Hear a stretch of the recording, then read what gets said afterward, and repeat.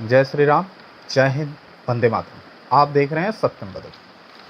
आज हमारी चर्चा का विषय हाल फिलहाल क्या आज जो है आपको जो है भारत के दो चुनाव में, ठीक है, एक तो यूपी का जो है नगर निकाय का चुनाव और दूसरा जो है कर्नाटक में हुए जो है विधानसभा के चुनावों की अब तक जो है रिजल्ट आ गया है। आज हम उसी पे चर्चा करेंगे कि दोनों चुनावों से जो है कौन सी ऐसी चीज़ें जो निकल के आई हैं, किस पार्टी को कितना नुकसान हुआ या किस पार्टी ने क्या खोया क्या पाया इन चुनावों के बीच में। पहले हम बात करते हैं यूपी के नगर निकाय चुनाव पे, ठीक है।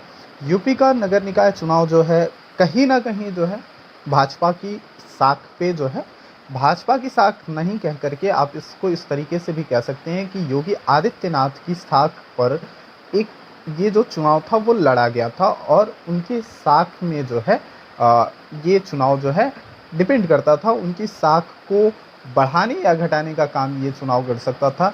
इसलिए योगी आदित्यनाथ ने जो है पर्सनली जो है इस चुनाव को बहुत ही क्लोजली मॉनिटर किया और उन्होंने जो है इस चुनाव के लिए भी जो है जितना उनसे हो सकता था उन्होंने उतनी मेहनत करी और कहीं ना कहीं जो है योगी जी ने या योगी आदित्यनाथ ने अपनी वो साख बचाने में जो है कामयाब रहे। ठीक है, आप जानते हैं कि अब तक जो रिजल्ट फाइनल हो चुके हैं उसमें जो है मेयर की 17 की 17 सीटें भाजपा के पास गई हैं, ठीक है, जिसमें Sapa zero, Basapa zero, Congress zero और अदर भी जीरो रहे हैं। तो 760 जो सीट्स थे नगर निकाय के उन पे चुनाव हुए थे और उसमें कहीं ना कहीं भाजपा ने अच्छा किया है। बार बार योगी जी जो है ट्रिपल इंजन की सरकार जो की बात कर रहे थे कि सेंट्रल में भाजपा है ही, स्टेट में भी गवर्नमेंट है, तो वो चाहते थे कि जो है नगर निकाय चुनाव में भी जो विकास का काम है वो अनवरत चलता रहे। ठीक है, उस पे बात करते हुए उन्होंने उस चीज़ को मुद्दे को लेकर के आए और लोगों के बीच में रखा, जिससे भाजपा ने जो है कहीं ना कहीं बहुत बेहतर जो है करने में सफल रही है। नगर निकाय चुनाव में जो है आम पब्लिक कई सारे मुद्दों पे ध्यान देती है, विकास के मुद्दे होते ही होते हैं, सुरक्षा के भी मुद्दे हैं और जिस तरीके से भाजपा ने या यूं कह लीजिए योगी गवर्नमेंट ने जो है सुरक्षा के मामले में या कानून व्यवस्था के मामले में जो काम करा है या जिस काम को दिखाने की कोशिश करी है, आप ऐसे भी कह सकते हैं, उस पर कहीं ना कहीं जनता ने जो है विश्वास दिलाया, भरोसा दिलाया और जिसका रिजल्ट जो है भाजपा को अच्छा मिला। जो है सभी 17 की 17 मेयर सीटों पे जो है भाजपा ने जो है विजय हासिल करी। तो यूपी का जो चुनाव रहा वो पूरा जो है योगी जी के एक चेहरे पे, उनकी साख पे लड़ा गया और योगी जी अपनी साख बचाने में सफल रहे और उन्होंने अपनी साख बचा ली। ठीक है, और भाजपा जो है उम्मीद भी थे कि भाजपा जो है यूपी में अच्छा करेगी और भाजपा ने अच्छा करा। ठीक है, लेकिन हमारे जो चर्चा का मेन विषय है वो है कर्नाटक चुनाव। कर्नाटक चुनाव में कौन सी पार्टी ने क्या पाया और कौन सी पार्टी ने क्या खोया। तो सर्वप्रथम पहले जो है कांग्रेस को बधाई, ठीक है, कि अभी कांग्रेस में कुछ सांसें बची हैं। ठीक है, थोड़ी थोड़ी सी जो है सांसें कांग्रेस भर रही है और इसको इस तरीके से भी देख सकते हैं कि जो एंटी इनकम्बेंसी थी ना सत्ता के लिए, ठीक है, उसमें वो साफ साफ दिख रहा था और उसके ये आसार होने की संभावनाएं थी। ठीक है, लेकिन इस मार्जिन के साथ होगा इसकी संभावनाएं नहीं थी।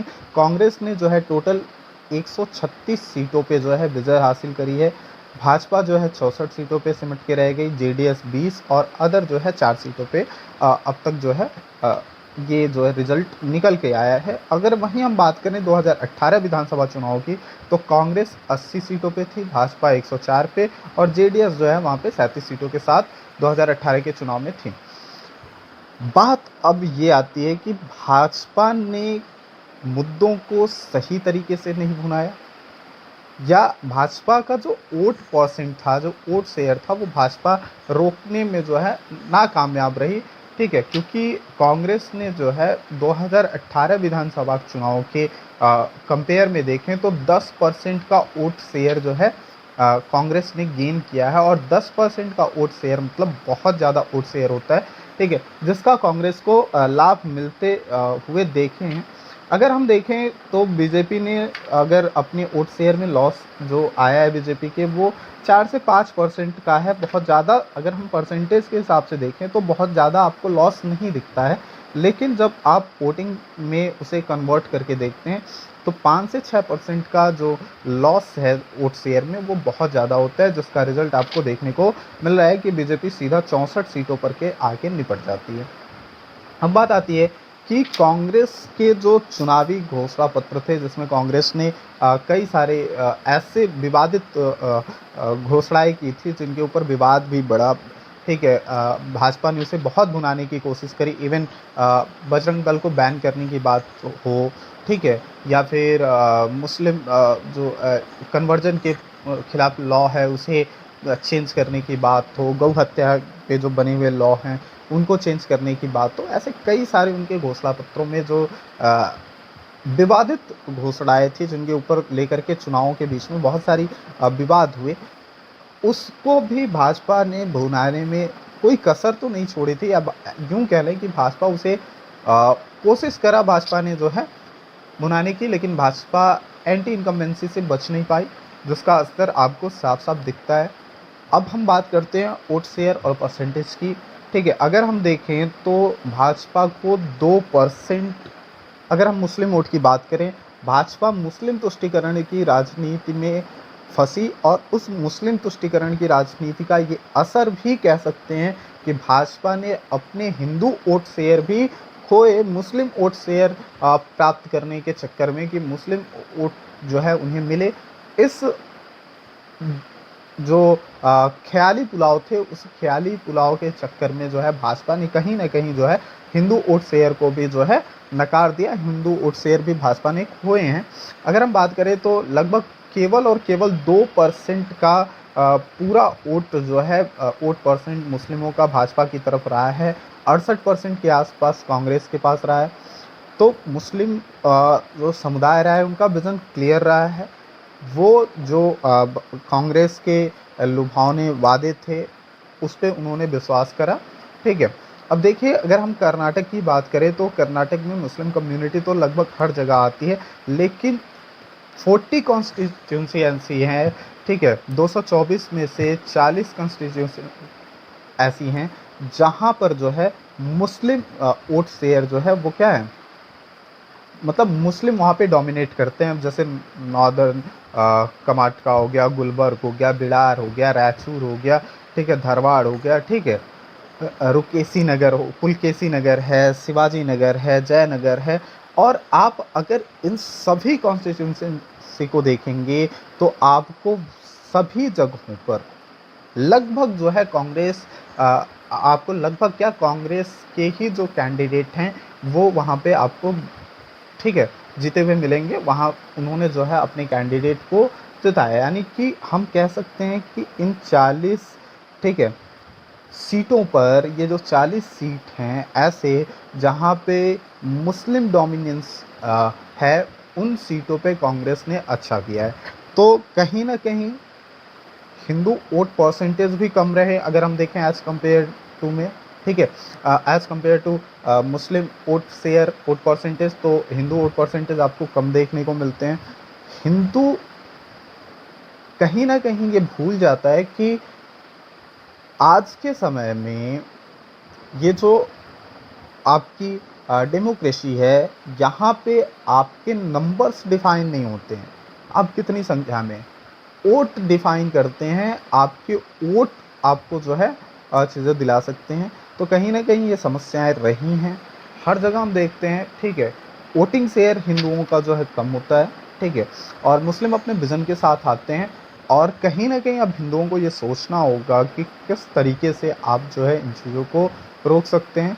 कांग्रेस अपने काम करने में, मुस्लिम वोटों का ध्रुवीकरण करने में सफल रही है, ठीक है, कांग्रेस ने अच्छा किया, ठीक है, और भाजपा को कहीं ना कहीं देखना होगा कि वो मुस्लिम तुष्टीकरण के चक्कर में कहीं हिंदू वोट भी ना धीरे धीरे गंवा दें, ठीक है, और जिससे भाजपा को आगामी और भी जो चुनाव हैं वहाँ भी नुकसान होने की संभावनाएं हो सकती हैं। तो हमें जो है ये देखना होगा कि हमारे वोट की ताकत क्या है। एक एक वोट गिना जाता है और हर एक वोट की कीमत होती है। तो 40 सीटों पे जो मुस्लिम बाहुल्य सीट हैं, जहाँ मुस्लिम डोमिनेंस है, उन 40 के 40 सीटों पे कांग्रेस जो है जीत करके आई है। और वहीं अगर हिंदू बाहुल्य सीटों पर भी देखें तो कांग्रेस ने वहाँ पे भी विजय हासिल करी है। और उस पर्टिकुलर सीट का अगर आप एनालिसिस करते हैं, उसे देखते हैं, उसका विश्लेषण करते हैं, तो आप पाते हैं कि उसमें जितने भी, चाहे वो कम मुस्लिम है, लेकिन उनका वोट परसेंटेज, जो वोटिंग परसेंट है ना बच्चा, वो ज़्यादा रहा है। वहाँ पे उन्होंने जो है अच्छा काम किया है, ठीक है, उन्होंने अच्छे वोट दिए हैं एज़ कम्पेयर टू हिंदू वोट, ठीक है, जिसका कारण आपको कर्नाटक विधानसभा चुनाव में दिख रहा है, ठीक है। अब देखिए कांग्रेस आगे क्या क्या करती है, ठीक है। कांग्रेस के हाथ में सत्ता है और अभी तो सत्ता आई है, वो कितने दिन चलती है, आगे की कर्नाटक की राजनीति किस तरीके से बदलती है, वो देखने लायक होगा। अलग अलग कांग्रेस के नेताओं ने जो है बयान आने शुरू हो गए हैं, जैसा कि कांग्रेस हमेशा करती है, बुलबुले की तरह होती है, फूलना जो है कांग्रेस की आदत है। एस सिद्धारमैया ने जो है यहाँ तक कह दिया कि जो है ये जो हार है, ठीक है, वो जो है नरेंद्र मोदी की हार है, भाजपा की हार नहीं, नरेंद्र मोदी की हार है। तो ये इनकी एक सोच को भी दर्शाती है कि किस तरीके से जो है थोड़ी सी खुशी 10 दिन आदर पाई के, ठीक है, आप ही कर ले बखान, वो दोहा शायद मैं भूल रहा हूँ, तो ऐसा कुछ था कि 10 दिन आदर पा के लोग ज़्यादा फूलने लगते हैं। जो कौवे के पक्ष में था, जो पितृपक्ष आता है, उस समय जो है उससे कौवों को बहुत आदर सत्कार मिलता है। तो ऐसा ही कुछ कांग्रेस के साथ हो रहा है, ठीक है। और कांग्रेस के अलग अलग, हाँ, एक आम नागरिक होने के नाते हमें और आपको क्या फ़ायदा हुआ है, हमें और आपको इस चुनाव से ये फ़ायदा हुआ है कि अभी जो है कांग्रेस के सारे नेता जो है लोकतंत्र की जीत बता रहे हैं, पहली चीज़। दूसरा, कोई जो है ईवीएम पे रोना नहीं है। 4 दिन तक न्यूज़ चैनलों पे चिक चिक चिक चिक लाइव डिबेट में गला फाड़ते हुए देखने को नहीं मिलेगा, ठीक है, क्योंकि इस बार ईवीएम हैक नहीं हुई है, इस बार लोकतंत्र की जीत हुई है, ठीक है। आगे देखते हैं किस तरीके से चलता है, ठीक है, और भाजपा किस तरीके से जो है इस हार को किस तरीके से लेती है और इस हार से क्या सीखती है और आगे किस तरीके से कार्य करती है, ठीक है।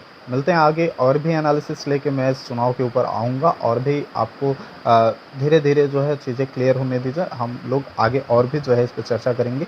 तब तक के लिए जो है दीजिए इजाज़त, मिलते हैं अगले वीडियो में। जय श्री राम, जय हिंद, वंदे मातरम।